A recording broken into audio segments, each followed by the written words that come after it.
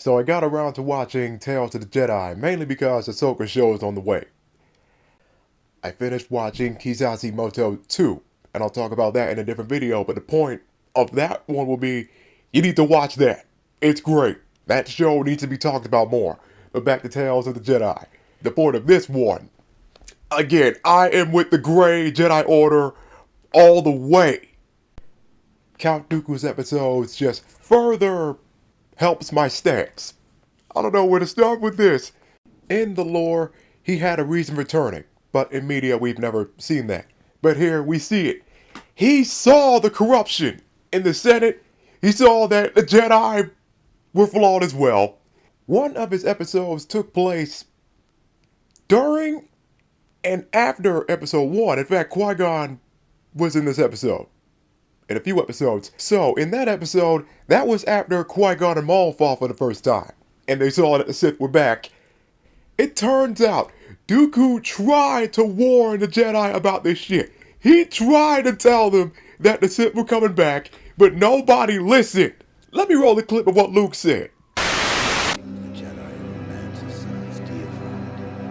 If you strip away the rhythm into their deeds, the legacy of the Jedi is failing. Hypocrisy is hubris. That's not true. At the height of their powers, they allowed dark cities to rise, create the Empire, and wipe them out. People bash on the sequel so much, but go back and look at what Luke said and tell me when he's telling lies. Anyway, that's not even enough. Now, after episode 1, after Maul gave Qui-Gon a dirt nap, Dooku turned at that point. I thought he left decades before episode 1, but it turns out he was not with that. He was talking with Palpatine, saying that Qui-Gon did not have to go out like that he could have been an ally. And he might have been, because in that era, Qui-Gon was one of the few Jedi with a different mindset. Him, Dooku, and Mace.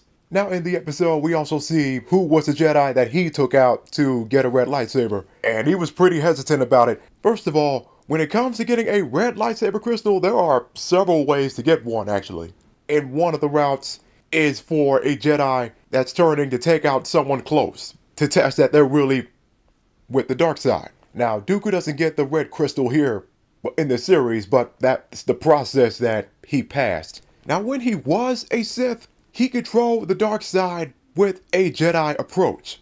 That's why he never had Sith eyes like Anakin, Palpatine, and others. So that, the hesitation, and him not being on board with Maul taking out Qui-Gon, now it's no wonder Palpatine turned on him in episode 3 because he was never full on evil. Dooku legit had good intentions. If anything, his mistake was not starting the Grey Jedi Order back then, but that's because of, Lucas, not to mention it was a prequel anyway, so you couldn't add stuff like that back then.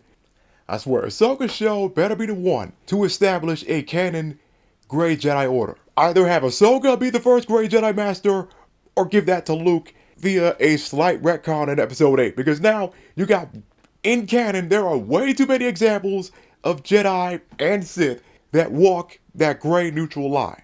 And when we start getting Star Wars media that finally goes into sequel continuity, no more prequels, no more past stories. When the Jedi Order finally gets rebuilt, it has to be the Grey Order, or some equivalent of it, because a new order just can't follow the Jedi's mistakes. You just can't do that.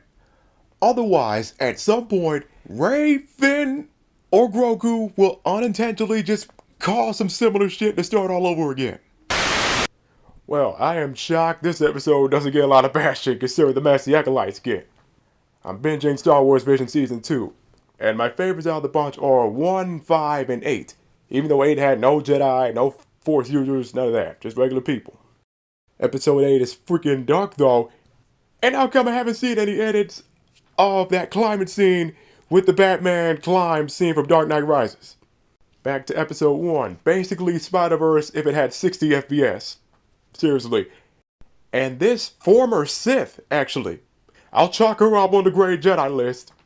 She certainly counts. And what is up with a couple of these episodes having dumb kids that just don't stay put? No joke, if those kids just stay freaking put, they wouldn't have gotten in trouble in those episodes. So, good season. I now have to binge Tales of the Sith after this. Another good show.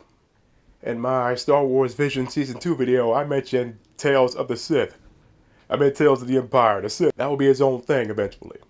I didn't expect this show to just follow two people. First, there's Morgan, so first of all, I guess that character really got pushed. First few episodes were about what happened when the Empire nearly wiped out her people, what she did in between, what she did for decades, between episode 3 to Mandalorian season 2. But here's the thing about this character that baffles me. You saw the Empire, it was the Separatists back then. You saw them nearly wipe out the Night Sisters. Yet you roll with the Empire decades later, and you were around for a long freaking time. She was around through the original trilogy timeline. You didn't figure out that Republic was the Empire. And the Empire wiped out your people because Palpatine feared the Night Sisters, or he probably did. Otherwise, he would have tried recruiting them. You rolled with Admiral Thrawn for decades. Even if he has different plans that will probably result in the First Order, decades later, he's still doing Empire shit. The First Order is just the Empire all over again. And I thought Morgan would at least be pissed at General Grievous. But the two never met, I guess. The other half of the show followed Barriss. Remember from Clone Wars Returned? They showed Inquisitor training, which she succeeded in, and she was with them, but they went back to the light later on. There's two funny things, though. Now one, her master, or at least her higher-up, the Fourth Sister, she didn't age a day when she saw Barriss again, after a few decades. Through Barriss episodes, there's a huge time skip. And yet the Fourth Sister still looks the freaking same.